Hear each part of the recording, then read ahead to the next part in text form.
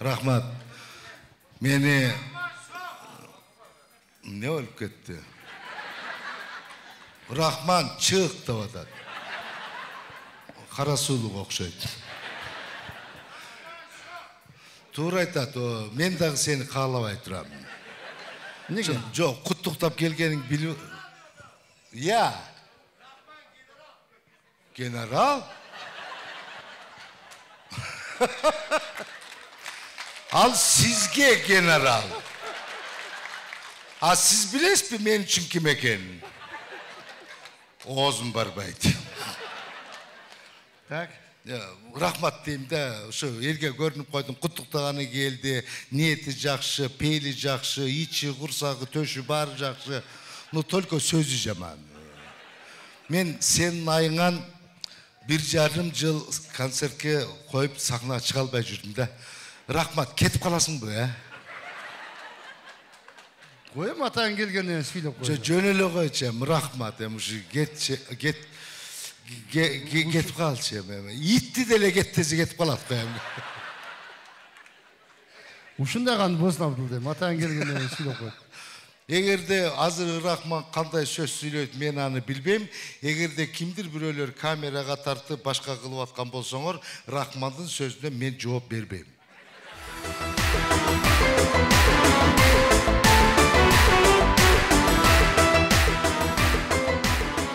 Саламатсыздар бе? Майрамыңыздар менен. Күлкү кечеси өзүнүн сапарын улай берет. Күлкү өмүрдү мүлкү деп кыргыздар бекер айткан эмес да. Абдулда досумдун 35 жылдык сахнадагы юбилейине келип бияктан карап туруп, Абдулданын ырдап атканын көрүп, өзүмчө ойлонуп калдым да. Эгер Абдулда мындай ырдай берсе, жакында Атамбай экөө дуэт ырдайт окшойт депчи. Микрофон кошуп койчу кадим кичине.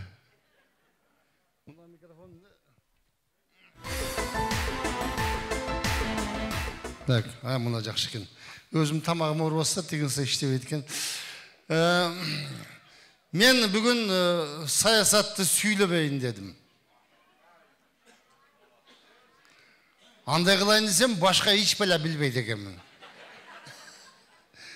Эми бүгүн саясат деген бул кандай болуп калды? Бардыгыбыздын эртеден кечке сүйлөгөнүбүз ошол болуп калды да. Көчөдө, автобуста, маршрутта, таксиде, үйдө бүт бар жокто да. Ансыз болбой калды. Себеби дегенде биз ошондой демократиялуу сөз эркиндигин кепил кылган мамлекетте жашайбыз.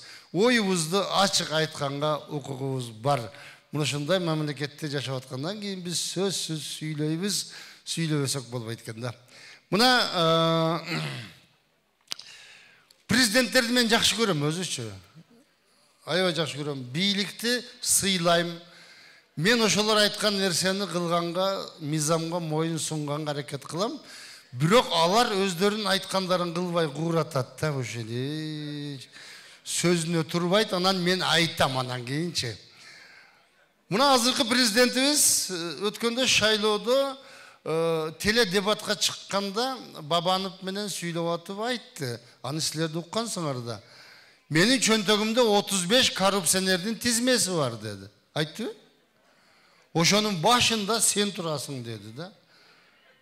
Мен президент болуп калсам, сенен баштайм деди эле, тиги чындап эле коррупционер экен, качып кетти. Азыр жок, азырчы. Эми калган 34тасын айтпай атат да ким экенин. Мен ойлоп атам, тизмесин жоготуп алганбы?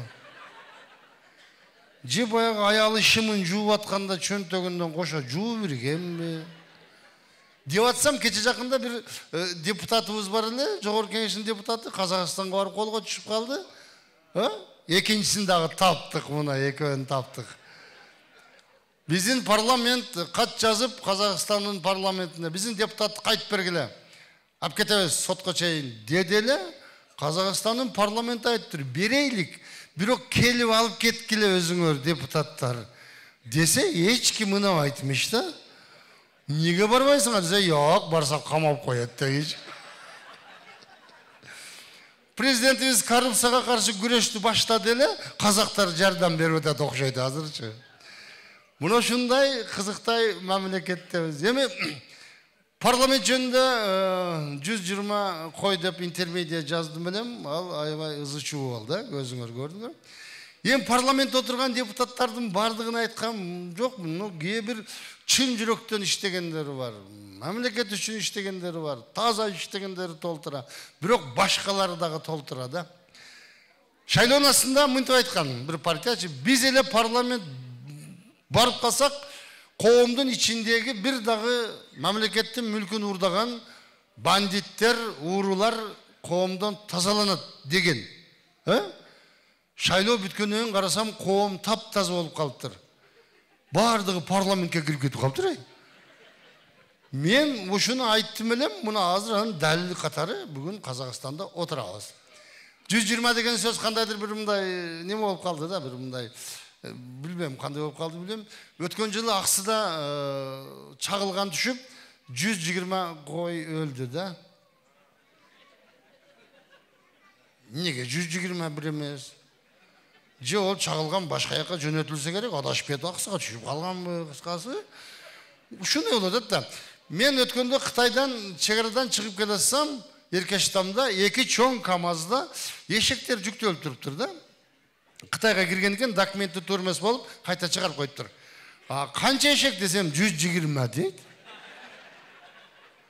Силер туура айтып атасыңар, десем, мына документ ака 120 да 60тадан жүктөгөн экен, өтпөй калды, бияка кайтып келдик дейт. Мен айттым, силер ошону тактап койсоңор, эртеге мен барып айтсам дагы таарынышат мага, Рахман ака ушундай деп атат деп. Кандайдыр бир сам ушуну кыскартсак да бир 60га, 50ге туурабы? Ошондо туура болчуга окшоп атат да. Келиңиздер эми бул өзүбүздүн кемчилдикти сындаган элдин гана келечеги бар дейт.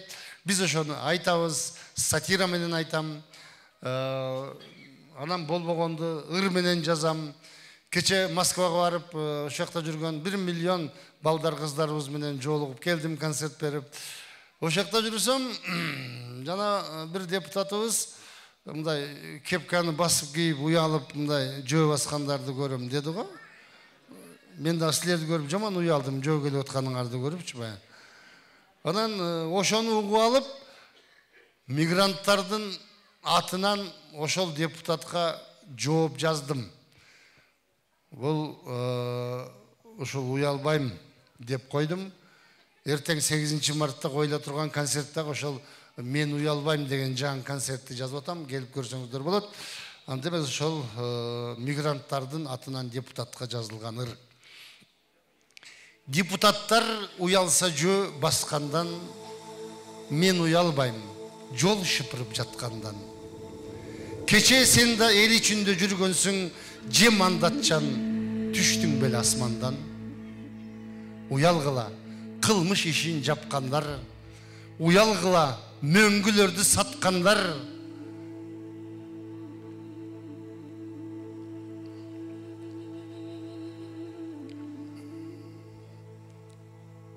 Уялсаңар эл ичинде баскандан, уялгыла мөңгүлөрдү саткандан.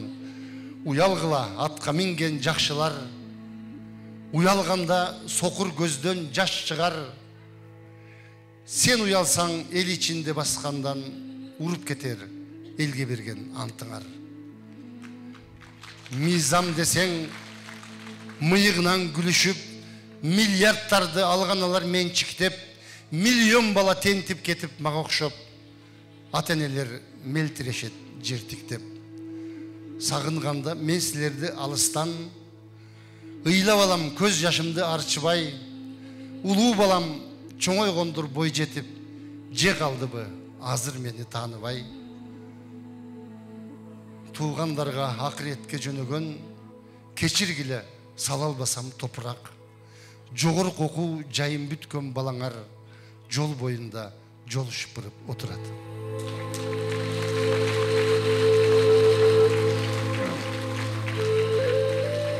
Рахмат.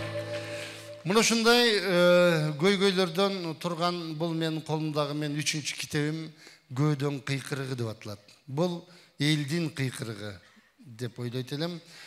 200 куплеттен тұрған дастан, мен бір-екі куплетін сіздерге оқып берейін, қабыл алып қойсаңыздар. Көден қиқырығы.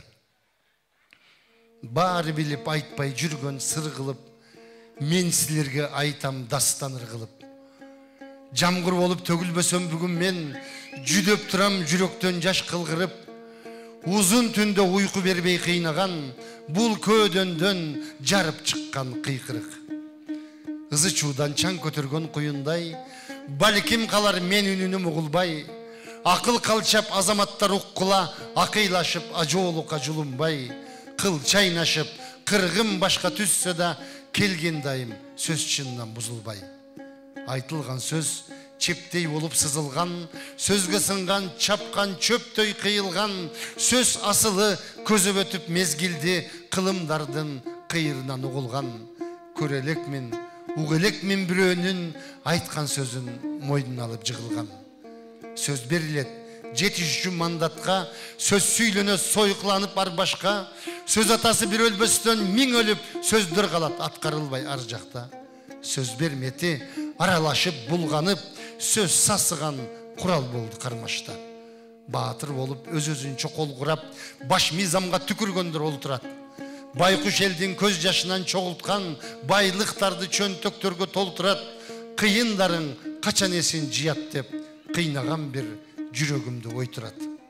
Қағалағанда ызы чуыны башташат, қағалағандай ел тағдырын қалчашат, жерді бөліп түндік менен түштікі екі жақа елші болып қатташат. Қарапайым ел айланып құралға, қайсы бірін ерчі біздеп башқатат. Жетет толды чыдам сабыры чөйчөгү, жер көз қылып тепседіңер өлкөмі, оомат кетіп таштандыға айланып, өчкөн бүгін алатоомдың көркөмі. Баштағыдай нұрын чачпай бозорот, байқап көрчү жылдыздарды көктөгү. Диндин келіп ағымдары қайдағы, қырғыз азыр, қырғыз емес баштағы. Мечит емес чиркөөлөрдөн чоқынтып, бір топторун динсиз қылып таштады. Ишенімді içibizden жоғытып, имандым бүт шығып жатат майқаны.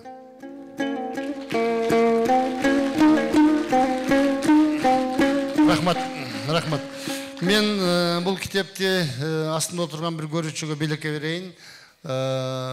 Егер кімде-кім мен шығармаларымы оқыса, бияқтан сатып алса олат барып, кітепті кеше бір көруші айтмақшы, 10 куплеттеле мен бүтін Қырғызстандың тағдырын бүгінгі күнін оқытым Рахман ака. 190 куплетінде не бар дейді. 190 куплетінде бары бар. Шешілбей атқан шегірі бар. Учып кеткен Батукаев бар. Четтен алған қарыз бар. Комтөр бар. Қысқасы бардығы бар үшін ішінде. 200 сом десем, кәмі жоқ бі дейді. Кәмі жоқ дедім болған үшінде. Қарасылық мен нүкелерім болса керек. Сразу өткенде біреуге бекер беремсем, кәмі жоқ бі дейді. Тоға қылдым мен. Сол үшін келдіңіздер, мұна кішінеке баланы алып отырады, ұшы балаға беріп қойына, қол шағып қойсаңыздар. Кел балам.